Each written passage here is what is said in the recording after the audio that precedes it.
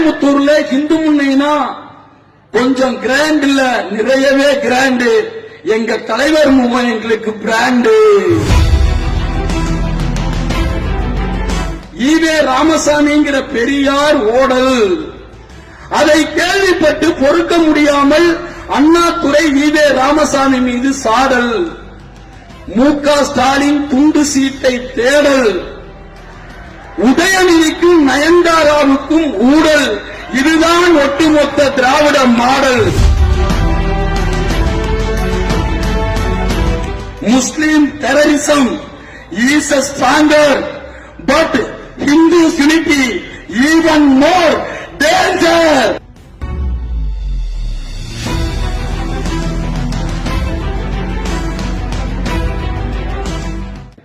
தலைமை பொறுப்பேற்று இங்கே அமர்ந்திருக்கக்கூடிய திமுக போடுறது ஓட்டு கணக்கு, கிறிஸ்துவம் போடுறது மத மாற்ற கணக்கு, முஸ்லீம் போடுறது பயங்கரவாத கணக்கு, அறநிலைத்துறை போடுறது திருட்டு கணக்கு, கம்யூனிஸ்ட் போடுறது உண்டியல் கணக்கு.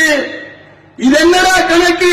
இந்து முன்னணி போடுறது என்னைக்கும் தர்ம கணக்கு, நியாய கணக்கு, உருளா வண்டிய தமிழ்நாடு முழுக்கன்னு சொல்லி திராவிட மாடலை தெறிக்க விட்டு தமிழகம் எங்கும் காவி கொடியை பறக்க விட்ட காட்டேஸ்வரா சுப்பிரமணியம் ஜி அவர்களுக்கும், மேடையிலே வீற்றிருக்கின்ற மாநில அமைப்பாளர் பத்தஞ்சி அவர்களுக்கும், மாநில பொதுச் செயலாளர் ஜே.எஸ். கிஷோர்குமார்ஜி அவர்களுக்கும், ஏனைய மாவட்ட நகர கோட்ட அத்துணை தலைவரான திரண்டிருக்கும் அத்துணை இந்து சகோதர சகோதரிகளுக்கும் என்னுடைய முதற்கண் வணக்கத்தை தெரிவித்துக் கொள்கிறேன்.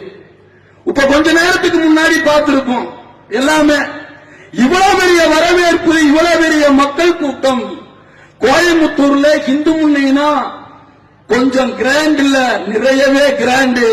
எங்க தலைவர் முகம் எங்களுக்கு பிராண்டு.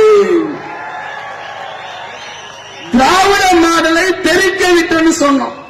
சமீப காலமா இந்த தமிழ்நாட்டில் திராவிட மாடல், தேசிய மாடல் டிவியில விவாதம் நடத்துறோம். உட்கார்ந்து ஒரு நாள் யோசனை பண்ணி பார்த்தா அது என்ன திராவிட மாடல்? ஏன்னா யார் பேசுறது திராவிட மாடல் சொல்லி யார் பேசுறது எனக்கு புரியல.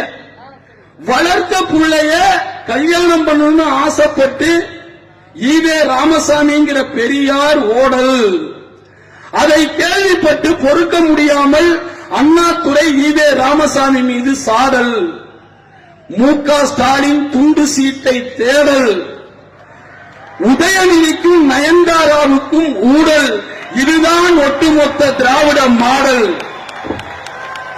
ஆனா திராவிட மாடல் அழிஞ்சு போயிரும், எங்க தேசிய மாடல் அப்படியே நிற்கும்.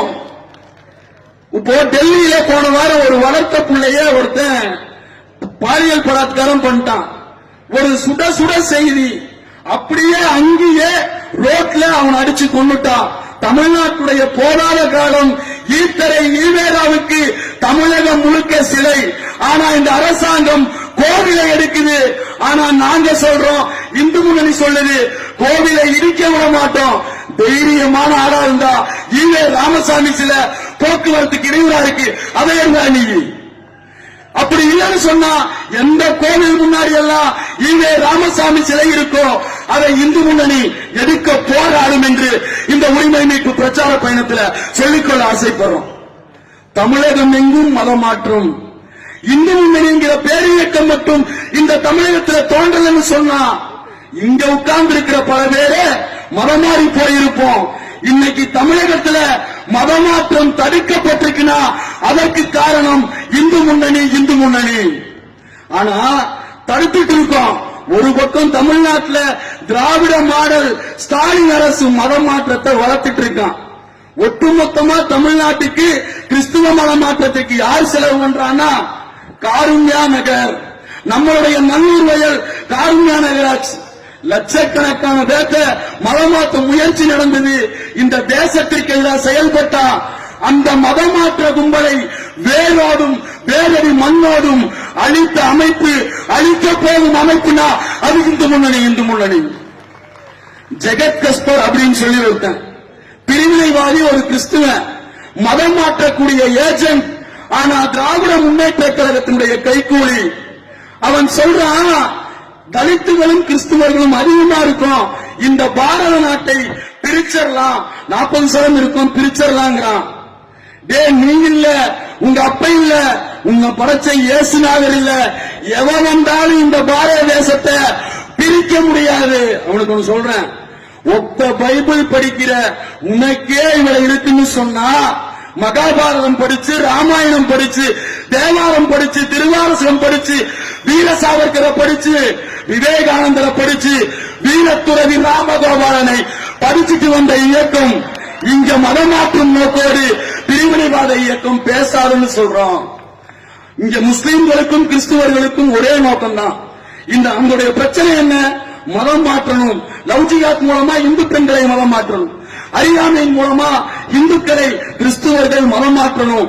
இதற்காக தமிழகத்தில் பல திராவிட கட்சிகள், நக்சல் அமைப்புகள் வேலை செய்து அதெல்லாம் முறியடிக்கணும். அதற்கும் இந்த உரிமை மீட்பு பிரச்சார பயணங்கிறத சொல்லிக்கொள்ள ஆசைப்படுறோம். இப்போ மதம் மாற்றம் முஸ்லீம் மதத்துல வேரூன்றி இருக்கு. எதற்குன்னு சொன்னா, இங்க இருக்கக்கூடிய எல்லா இடத்திலும் இந்துக்கள் எங்கெல்லாம் அதிகமா வாழ்றாங்களோ அங்க குர்ஆன் கொடுக்கிறான். ஆனா தமிழ்நாட்டிலேயே அதிகமான பயங்கரவாத அமைப்பு இருக்கக்கூடிய இடம் இது. இந்த உரிமை மீட்பு பிரச்சார பயணம் நடக்கக்கூடாதுன்னு சொல்லி கமிஷனர் ஆபீஸ்ல பிஎஃப்ஐ பெட்டிஷன் கொடுத்தான். இதே பிஎஃப்ஐ அங்க என்ன பண்ண, கேரளால நம்ம சகோதரர்களை வெட்டி கொண்டா. அந்த பயங்கரவாத அமைப்பு கேரளால ஒரு பேரணியில ஒரு சின்ன பொண்ணு தோஷம் போட்டுச்சு, இந்துக்களே உயிரை விட தயாராக இருங்கள், உங்களுக்கான இறுதி சடங்கு ரெடி ஆயிடுச்சுன்னு. தமிழ்நாட்டில் இருக்கிற அத்துணை முஸ்லீம் மதமாற்ற கோஷ்டியும் அதை ஷேர் பண்றான். நான் சொல்றேன், RSS காரங்க தான் ரெடியா இருங்க. உங்க பெண்களுக்கு விதவை பென்ஷன் சொன்னேன்ல, ஒரு 15 வருஷத்துக்கு முன்னாடி குஜராத்தை திரும்பி பாடுறா, எத்தனை பேருக்கு விதவை பென்ஷன் நாங்க கொடுத்திருக்கோம் உங்களுக்கு தெரியும். தமிழ்நாட்டை குஜராத்தை மாத்திரம் சொன்னா பொருளாதார வளர்ச்சி மட்டுமல்ல, தேசிய உணர்வோட இந்த தமிழ்நாட்டை மாத்தணும். ஆனா பிஎஃப்ஐ எஸ்டிபி அமைப்புகள் கோவையில மட்டுமல்ல தமிழகத்துல பயங்கரவாதத்தை தூண்டணும்னு நினைக்கிறான். இதை நாங்க விடமாட்டோம். இன்னொரு விஷயம் சொல்லிக்கிறோம், மதம் மாற்றம் நினைக்கிற முஸ்லீமுக்கும் சரி கிறிஸ்துவர்களுக்கும் சரி, குஜராத்தில் கலவரம் எல்லாம் முடிஞ்சதுக்கு பிறகு, இந்துக்கள் பொங்கி எழுந்த பிறகு ஒரு முஸ்லீம் எழுத்தாளர் ஒரு விஷயத்தை பதிவு பண்ணார். எல்லாம் முடிஞ்சதுக்கு பிறகு, Muslim terrorism is a stronger but Hindu's unity even more danger. முஸ்லீமுடைய அவங்களுடைய தீவிரவாதம் வலிமையானதுதான், ஆனால் இந்துக்களுடைய ஒற்றுமை அபாயகரமானது, அழிந்து போவீர்கள். அதையே இன்னைக்கு சொல்லிக்கொள்ள நாங்க ஆசைப்படுறோம். இந்த தேசம் இந்துக்களுடைய தேசம். இந்த தமிழ்நாட்டில் மதமாற்ற சக்திகளையும் பயங்கரவாத சக்திகளையும் வேரோடும் வேரடி மண்ணோடும் புடுங்கி எறிவதுதான் இந்து முன்னணி பேரியக்கத்தினுடைய வேலை. அதற்காகத்தான் இந்த மாபெரும் உரிமை மீட்பு பிரச்சார பயணம் நடந்து வருகிறது. இந்து மதம் எங்கள் உயிரினும் மேல், இந்த உலகமே ஒரு நாள் காவிக்கொடியின் கீழ் இந்துக்களை சபதம் ஏற்போம், இந்து மதத்திற்காக எதையும் துறப்போம் என்று சொல்லி வாய்ப்புக்கு நன்றி கூறி விடைபெறுகிறேன். நன்றி, வணக்கம், ஜெய் ஹிந்த்.